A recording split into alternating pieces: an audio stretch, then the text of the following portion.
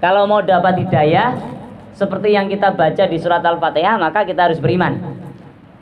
Syarat kedua atau lanjutannya ini, Allah sampaikan alladzina amanu, innalladzina amanu, kemudian lanjutannya wa tatmainnu qulubuhum bidzikrillah.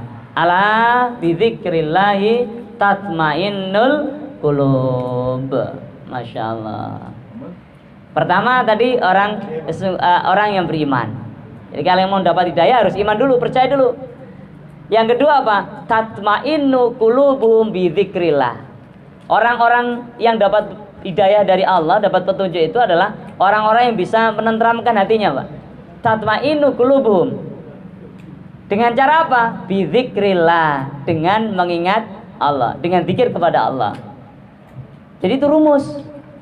Kalau kita lagi dapat masalah apa saja, zikir, hati tenang.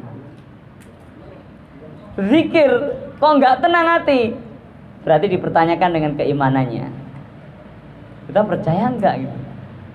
Karena Allah lanjutkan tadi, Allah, ingatlah, Allah, perhatikanlah, bizikrillahi tatmainnul qulub, dengan mengingat Allah hati menjadi tenang. Jadi asma Allah itu punya keajaiban luar biasa.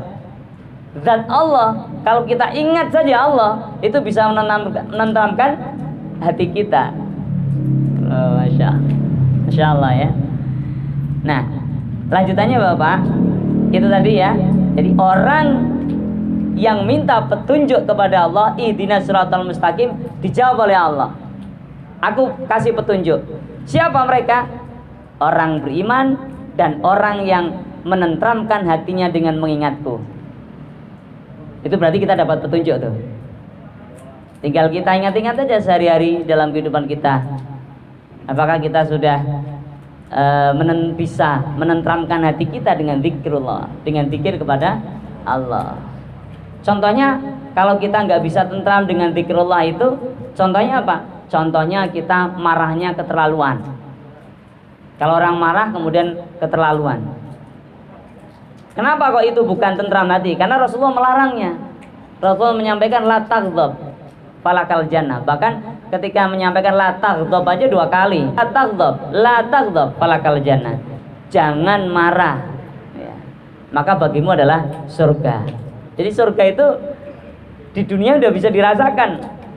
Berbentuk ketenangan, ketentraman. Di akhirat pasti Allah janjikan tadi, falakal jannah. Jadi contoh orang yang hatinya tidak tenang itu tidak bisa ngontrol emosinya. Jadi Bapak sudah bisa semua ya, insya Allah, masya Allah. Nah, bagaimana cara kita bisa mengontrol emosi?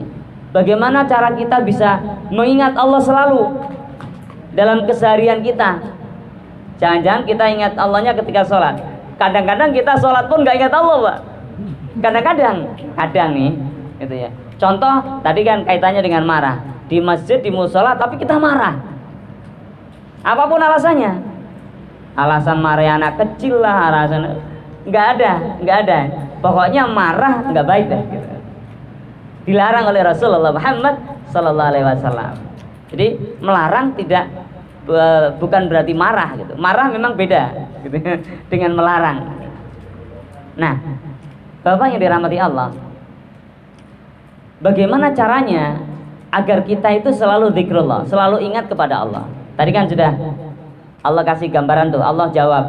Kita sholatnya doa terus, ihdinas siratal mustaqim, ya Allah, ihdinas siratal mustaqim. Beri kasih ya Allah, aku ini petunjuk jalan yang lurus. Allah jawab dalam surat Ar-Ra'd ayat 27 ayat 28. Nah, Allah jawab, ya syaratnya kamu iman. Ya. Terus apalagi tandanya kalau kamu dapat petunjuk dengan keimananmu itu, kamu bisa mengontrol hatimu, kamu bisa mendamaikan hatimu dengan cara mengingatku. Itu Pak, masya Allah, gampang ya, gampang. Kalau kita ingin tahu bahwa kita ini dapat petunjuk oleh Allah, sekali lagi bahwa kita beriman, yakin dan menenangkan hati kita dengan zikrullah, dengan mengingat Allah. Kadang-kadang ada orang cara ingin mengingat Allah itu bawa tasbih terus Pak kemana-mana. Kadang gitu, giliran tasbihnya hilang, nggak ingat. Nggak ingat Allah gitu ya.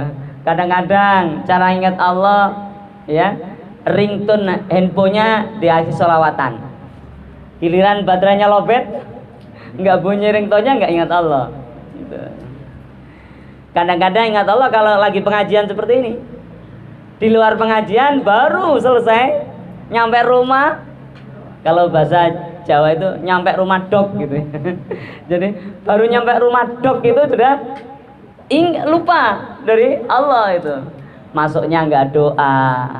Nah itu udah ingat, lupa itu. Ya. Makanya caranya bagaimana? Rasulullah mengajarkan kullu amrin dzibalin lam yubda bi bismillahirrahmanirrahim fahuwa aqta.